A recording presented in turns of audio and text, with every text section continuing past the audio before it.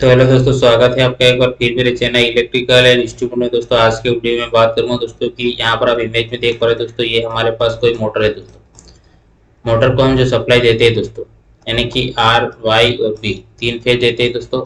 वो आपको 415 वोल्ट हम देते हैं दोस्तों मोटर। और फ्रीक्वेंसी की बात करूँ तो 50 हर्ट्ज फ्रीक्वेंसी अप्लाई करते हैं दोस्तों। अगर मैं इसको फ्रीक्वेंसी कम कर दूं दोस्तों, तो इस मोटर पे क्या प्रभाव पड़ेगा, ये क्या इफेक्ट होगा दोस्तों, इस वीडियो में हम देखने वाले हैं। जो भी दोस्त हमारे इलेक्ट्रिकल से या इंस्ट्रूमेंट से बैकग्राउंड रखते हैं, उनके लिए वीडियो बहुत ही खास होने वाला है।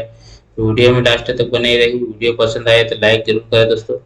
यहाँ पर बता दूं दोस्तों कि जो फ्रीक्वेंसी रहता है दोस्तों, हमारे इंडिया की फ्रीक्वेंसी 50 हर्ट्ज है दोस्तों। अगर मैं फ्रीक्वेंसी कम कर देता हूँ, यानी कि इस मोटर को 50 हर्ट्ज फ्रीक्वेंसी की जगह में 40 हर्ट्ज फ्रीक्वेंसी ही दूं, तो क्या होगा दोस्तों, मोटर हमारी ओवर हीट होगी दोस्तों। ओवर हीट होगी दोस्तों, ओवर हीट होगी और इसकी जो वाइंडिंग रहता है दोस्तों, वाइंडिंग डैमेज हो सकता है दोस्तों।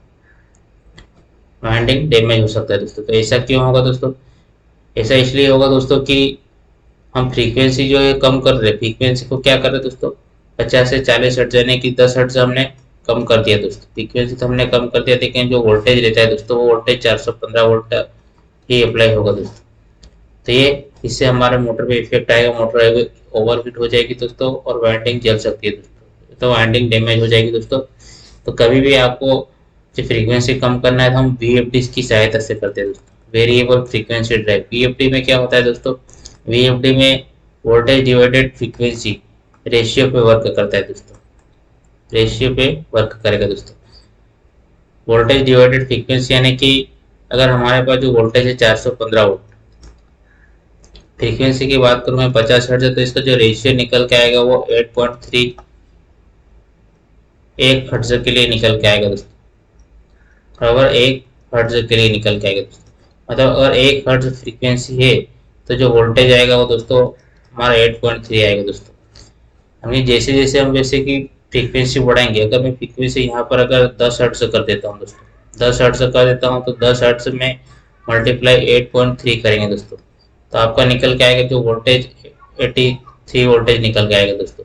यानी कि मैंने क्या करा दोस्तों, यहाँ पे फ्रीक्वेंसी मैंने बढ़ाया है दोस्तों। एक हर्ट्ज से 10 हर्ट्ज किया, तो जो रेशियो है दोस्तों, रेशियो से मल्टीप्लाई करेंगे। इसके रेशियो कैसे निकाला दोस्तों, तो यहाँ पर आप देख सकते हो कि जो वोल्टेज है, वोल्टेज में हम डिवाइड करेंगे फ्रीक्वेंसी से, तो रेशियो निकल के आएगा दोस्तों।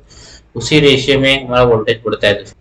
अगर मुझे यहाँ पर 20 हर्ट्ज से देना है दोस्तों, तो मल्टीप्लाई कर दूंगा 8 पॉइंट में 166 वोल्टेज जाएगा दोस्तों। ऐसे ही अगर मैं 30 हर्ट्ज कर रहा हूँ दोस्तों, फ्रीक्वेंसी में जैसे जैसे बढ़ा रहा हूँ, तो क्या हो रहा है दोस्तों, वोल्टेज हमारा बढ़ रहा है दोस्तों। यहाँ पर जो वोल्टेज आएगा दोस्तों 249 वोल्ट के लगभग आएगा दोस्तों। ऐसे ही मैं अगर 40 हर्ट्ज से करूँगा दोस्तों, तो 8.3 से मल्टीप्लाई करेंगे तो आपका 332 वोल्ट आएगा दोस्तों। ऐसे ही मैं अगर 50 हर्ट्ज करता हूँ, तो 8.3 यानी कि लगभग आपका 415 वोल्ट। यहाँ पर क्या हो रहा है दोस्तों, आपने देख पा रहे दोस्तों कि जैसे जैसे फ्रीक्वेंसी बढ़ा रहा हूँ, फ्रीक्वेंसी को क्या करा मैंने, धीरे धीरे बढ़ाया दोस्तों, प्लस किया।